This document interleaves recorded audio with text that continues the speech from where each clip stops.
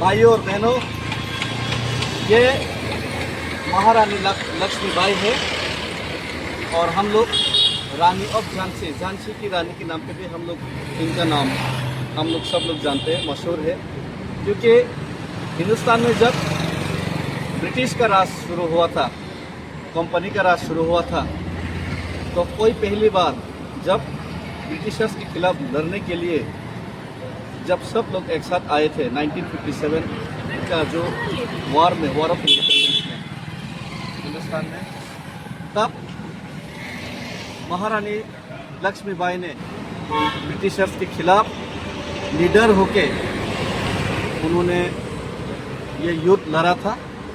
शायद युद्ध में हार गए, शायद युद्ध में उनका मृत्यु हुए, लेकिन वो शहीद का मौत मरे थे।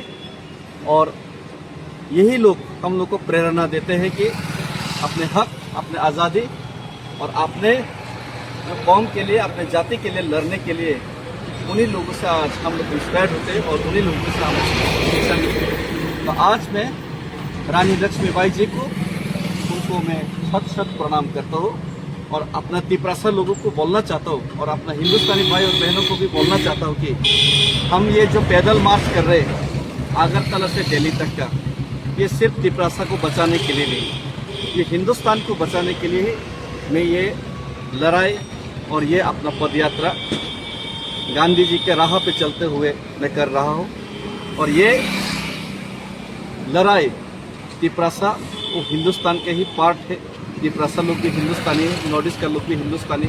तो तिपरासा को बचाने का मतलब है हिंदुस्तानी को बचाने का लड़ाई। तो यही हिंदुस्तान है और यही हिंदुस्तान को बचाने के लिए हम अपना राह पे, ये बादल हो या बारिश, ये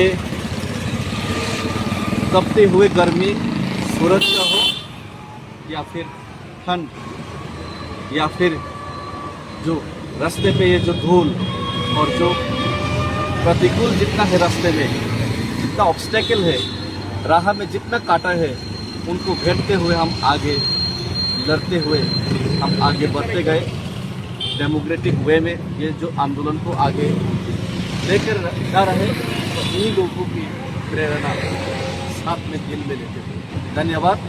जय हिंद, जय भारत, जय तिपरासा।